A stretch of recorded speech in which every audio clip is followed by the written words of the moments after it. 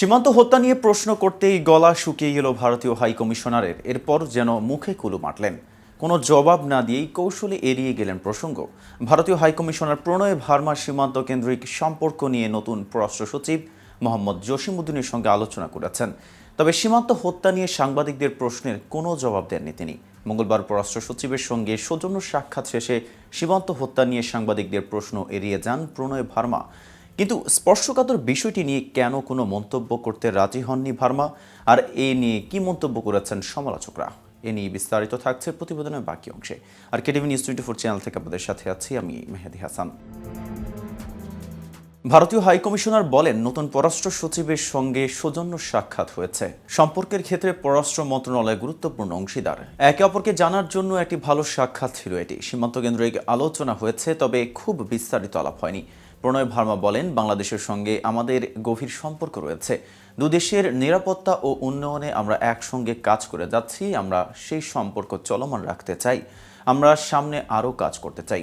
ভারতীয় দূতের কথা শেষ হওয়ার পর এক সাংবাদিক প্রশ্ন করেন, সীমান্ত হত্যা এখন আলোচিত বিষয়, এ নিয়ে আপনার মন্তব্য কী?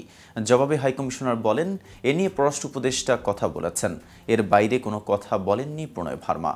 প্রসঙ্গত, সম্প্রতি ভারতীয় সীমান্তরক্ষী বাহিনী বিএসএফ এর গুলিতে বাংলাদেশি কিশোরী স্বর্ণা দাস নিহত হয়েছেন। স্বর্ণা নিহত হওয়ার 3 দিনের মাথায় ঠাকুরগাঁওয়ের বালিয়াডাঙ্গি সীমান্তে বিএসএফ এর গুলিতে আরেক বাংলাদেশি কিশোর নিহত হয়েছে।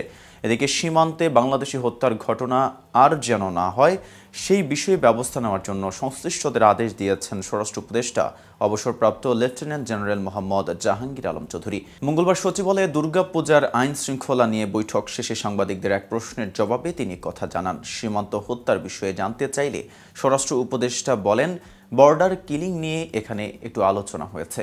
এজন্য এখানে আমি শুধু বলবো, ভবিষ্যতে এই ধরনের ঘটনা যাতে না ঘটে সেই ব্যবস্থা নেওয়ার জন্য আমি সংশ্লিষ্ট অথরিটিকে আদেশ করেছি।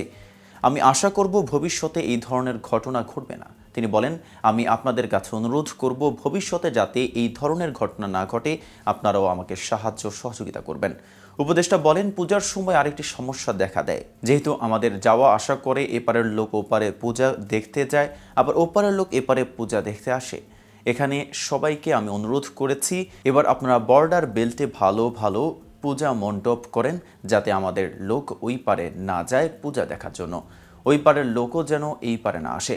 পূজা মণ্ডপের তথ্য তুলে ধরে স্বরাষ্ট্র উপদেষ্টা বলেন, এখন পর্যন্ত যা পেয়েছি তাতে এবার সারা দেশে পূজা মণ্ডপ হবে 32,666টি, তবে সংখ্যাটি আরও বাড়বে বলে জানান তিনি। গতবার পূজা মণ্ডপ ছিল 33,431টি। আজ এ পর্যন্তই। নিত্য নতুন সকল আপডেট পেতে কেটিভি নিউজ 24 এর সাথেই থাকুন।